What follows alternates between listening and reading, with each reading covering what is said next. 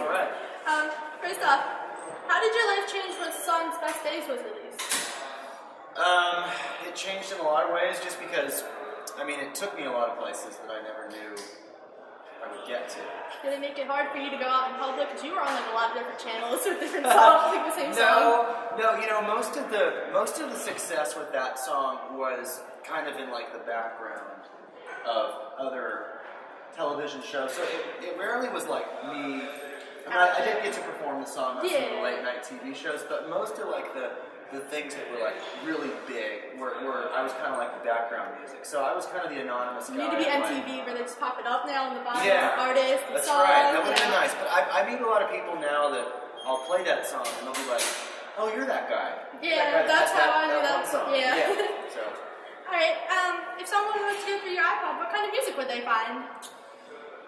Wow, that's a good question. You're good at this. You have one? You're good. No, I don't have my iPod on. Your phone have music on it? It does, but it's this is a really bad answer, but yeah, if you were on my phone right now, you would hear a lot of like really scratchy GarageBand demos, because all my songs, you know, I do on my computer. Even like when I have an idea, I just sort of scribble it down and play it, and then sometimes when I listen to it back, it's just complete verbal chicken scratch. I'm just like, what the hell was I even thinking?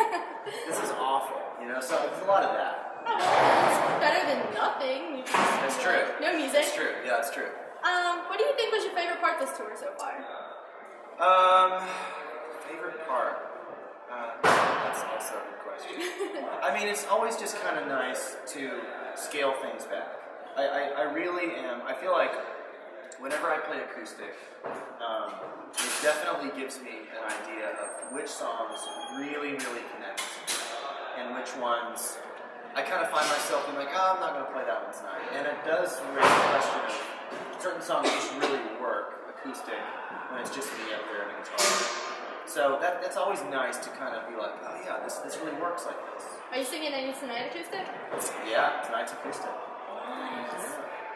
Alright, so I did some research and I heard you have some pretty famous football friends, such as Sam Bradford and Wes Welker. Do you ever wish you would have stayed in football, or is music your real passion? No, music's my real passion. I mean, I wasn't good enough to be at their level, of course, but I miss Friday nights a lot.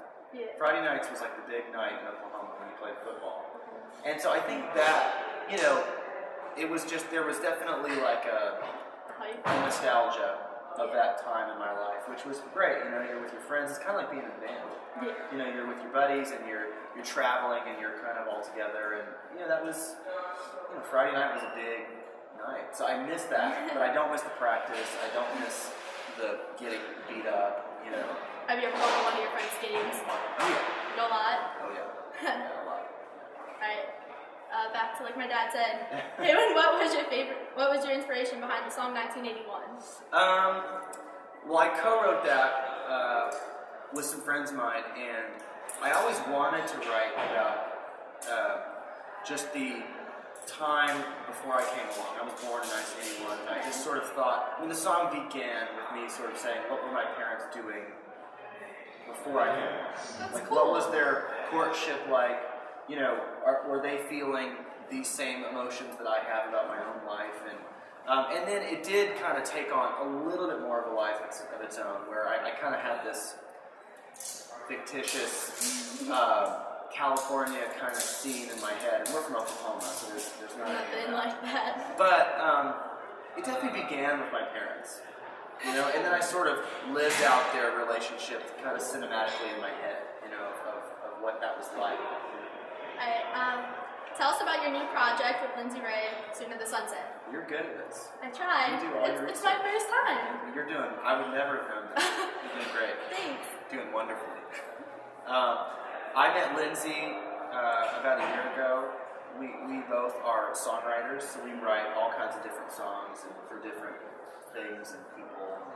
And we just got together, and it just seemed like it was, first of all, it was just easy. It was really, it totally clicked. It was really easy, because a lot of times when I'm writing for my own stuff, it's so much pressure, because I feel like I always have to outdo what I've just done, you know? Yeah. And I know that sounds silly, but I put a lot of pressure on myself. And with this, it just immediately kind of clicked, like you said. And so I felt like, you know, it was at the right timing, and I was really inspired by some of the things that Lindsay was bringing into the songwriting. Just kind of in that moment, and we just said, look, let's just form a band. Awesome. All right, let's wrap it up with one last question. What advice would you give to any young artist? Use the internet. Use the internet? Yeah. What about the internet? Well, I mean, we're in this crazy, exciting, scary time where with a push of a button, you can really reach the world. And that's really exciting, but it's also really scary because whatever you do is out there. And, it didn't used to be that way. And even when I first got started, it was right around the time when Napster first hit. So that was really where I kind of realized that, man, like good and bad, every single thing that I do is going to be online. And I think for anybody that's just wanting to, get their stuff out there and be a musician, I mean, you literally can reach the entire world from your bedroom, which is pretty incredible. It doesn't have to be so polished and perfect as I think that was kind of the old rule, is you had to go into the big studio and you had to have a lot of money and you have to be musicians. No, I mean, you really just need a computer and a guitar or a piano, and then that's it. Alright guys, this is Ashley from Rounding the Corner, and this is Graham Colton at the World Cafe Live. See ya!